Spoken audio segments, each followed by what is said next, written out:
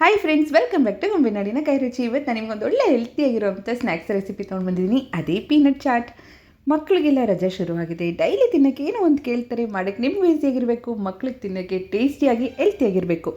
ಬನ್ನಿ ಈ ರೆಸಿಪಿ ಹೇಗೆ ಮಾಡೋದಂತ ನೋಡೋಣ. ಬಾಣಲೆಯಲ್ಲಿ ನಿಮ್ಗೆ ಎಷ್ಟು ಬೇಕೋ ಅಷ್ಟು ಕಡಲೆಕಾಯಿ ಬೀಜ ಹಾಕ್ಕೊಂಡು ಲೋ ಫ್ಲೇಮ್ ಇಟ್ಕೊಂಡು ಚೆನ್ನಾಗಿ ಫ್ರೈ ಮಾಡ್ಕೊಳ್ಳಿ. ನೀವು ಲೋ ಫ್ಲೇಮ್ ಇಟ್ಕೊಂಡಿಲ್ಲ ಅಂದರೆ ಐ ಫ್ಲೇಮಲ್ಲಿ ಏನಾದರೂ ಫ್ರೈ ಮಾಡಿದರೆ ಮೇಲೆಲ್ಲ ಸೀದೋಗುತ್ತೆ, ಕಡಲೆಕಾಯಿ ಒಳಗಡೆ ಸರಿಯಾಗಿ ರೋಸ್ಟ್ ಆಗಿರಲ್ಲ. ಒಬ್ಬಟ್ಟಿಗೆಲ್ಲ ಯಾವ ರೀತಿ ಫ್ರೈ ಮಾಡ್ಕೊತೀವೋ ಆ ಥರನೇ ಫ್ರೈ ಮಾಡ್ಕೊಬೇಕು. ನೋಡಿ, ಈ ಕಲರ್ ಬರಬೇಕು. ಇವಾಗ ಇದು ಚೆನ್ನಾಗಿ ಫ್ರೈ ಆಗಿದೆ. ಸ್ಟವ್ ಆಫ್ ಮಾಡೋಣ, ತಣ್ಣಗಾಗ್ಬಿಡೋಣ. ತಣ್ಣಗಾದ್ಮೇಲೆ ನೋಡಿ, ಕೈಯಿಂದ ಈ ಥರ ಚೆನ್ನಾಗಿ ಉಜ್ಜಿ ಸಿಪ್ಪೆ ಎಲ್ಲ ತೆಗಿಬೇಕು. ಈ ಥರ ಮಾಡೋಕ್ಕೊಂಚೂರು ಟೈಮ್ ಹಿಡಿಯುತ್ತೆ, ಆದರೆ ಟೇಸ್ಟಿಯಾಗಿರೋಂಥ ರೆಸಿಪೀಸ್ ತಿನ್ನಬೇಕಂದ್ರೆ ನಾವು ಟೈಮ್ನ ಸ್ಪೆಂಡ್ ಮಾಡಬೇಕಾಗತ್ತೆ. ನೋಡಿ, ಈ ಥರ ಪೂರ್ತಿ ಸಿಪ್ಪೆಲ್ಲ ತೆಗೆದು ಈ ರೀತಿ ಮಾಡಿಟ್ಕೊಬೇಕು. ಬಾಣಲೆಯಲ್ಲಿ 1 ಸ್ಪೂನ್ ಎಣ್ಣೆ ಹಾಕ್ಕೊಳ್ಳೋಣ. ಎಣ್ಣೆ ಜಾಸ್ತಿ ಬೇಕಾಗಲ್ಲ. 1/4 ಟೀ ಸ್ಪೂನ್ ಅರಿಶಿನ, ಒಂದು ಅರ್ಧ ಸ್ಪೂನಷ್ಟು ಅಚ್ಚಕಾರದ ಪುಡಿ. ಇದರಲ್ಲಿ ಕಡಲೆಕಾಯಿ ಬೀಜನ ಹಾಕ್ಕೊಂಡು ಲೈಟಾಗಿ ಫ್ರೈ ಮಾಡ್ಕೊಳ್ಳಿ.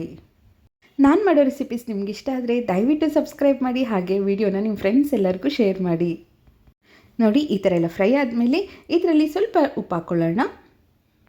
ಇವಾಗ ಇದನ್ನ ಸ್ಟವ್ ಆಫ್ ಮಾಡಿ ತಣ್ಣಗಾಗ್ಬಿಡೋಣ. ಮಿಕ್ಸಿಂಗ್ ಬೌಲ್ಗೆ ಕ್ಯಾರೆಟ್ ತುರಿ, ಸಣ್ಣ ಕಟ್ ಮಾಡಿರೋ ಅಂಥ ಈರುಳ್ಳಿ, ಹಸಿಮೆಣಸಿನ್ಕಾಯಿ, ಖಾರಕ್ಕೆ ಎಷ್ಟು ಬೇಕೋ ಅಷ್ಟು ನೋಡ್ಕೊಂಡು ಹಾಕ್ಕೊಳ್ಳಿ. ಹುರಿದಿರೋ ಅಂಥ ಕಡಲೆಕಾಯಿ ಬೀಜನ ಹಾಕ್ಕೊಳ್ಳೋಣ. ಇದರಲ್ಲಿ ಬೇಕಾದ್ರೆ ನೀವು ಟೊಮೆಟೊ, ಸೌತೆಕಾಯಿ ಕೂಡ ಸೇರಿಸ್ಕೊಬೋದು.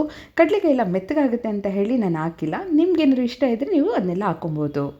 ಸ್ವಲ್ಪ ಕೊತ್ತಂಬರಿ ಸೊಪ್ಪು, ಒಂದು ಸ್ವಲ್ಪ ನಿಂಬೆಹಣ್ಣಿನ ರಸ, ಹುರಿದು ಪುಡಿ ಮಾಡಿರೋ ಅಂಥ ಜೀರಿಗೆ ಪುಡಿ ಸ್ವಲ್ಪ, ಹಾಗೆ ಚಾಟ್ ಮಸಾಲ ಸ್ವಲ್ಪ ನೋಡಿಕೊಂಡು ಎಷ್ಟು ಬೇಕೋ ಅಷ್ಟು ಉಪ್ಪು ಹಾಕ್ಕೊಳ್ಳಿ.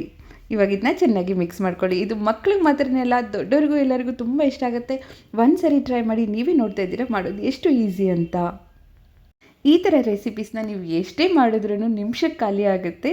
ಮನೇಲಿರೋರಿಗೆಲ್ಲ ಅಷ್ಟು ಇಷ್ಟ ಆಗುತ್ತೆ. ಟೀ ಟೈಮ್ಗೆ ಈ ರೀತಿ ಮಾಡಿಕೊಡಿ, ಖಂಡಿತವಾಗ್ಲೂ ಎಲ್ಲರೂ ಇಷ್ಟಪಟ್ಟು ತಿಂತಾರೆ. ಇವಾಗ ಪೀನಟ್ ಚಾಟ್ಸ್ ರೆಡಿಯಾಗಿದೆ, ಸರ್ವ್ ಮಾಡೋಣ ಬನ್ನಿ. ನೋಡಿದ್ರಲ್ಲ, ಪೀನಟ್ ಮಸಾಲ ಚಾಟ್ಸ್ ಎಷ್ಟು ಈಸಿಯಾಗಿ ಮಾಡ್ಬೋದು ಅಂತ. ನೀವು ಟ್ರೈ ಮಾಡಿ, ಖಂಡಿತವಾಗ್ಲೂ ನಿಮ್ಮಲ್ಲಿ ಎಲ್ಲರಿಗೂ ಇಷ್ಟ ಆಗುತ್ತೆ. ನಿಮ್ಮೆಲ್ಲರಿಗೂ ಇಷ್ಟ ಏನು ಮಾಡಬೇಕು, ಲೈಕ್ ಮಾಡಿ, ಹಾಗೆ ವಿಡಿಯೋನ ನಿಮ್ಮ ಫ್ರೆಂಡ್ಸ್ ಎಲ್ಲರಿಗೂ ಶೇರ್ ಮಾಡಿ. Thank you.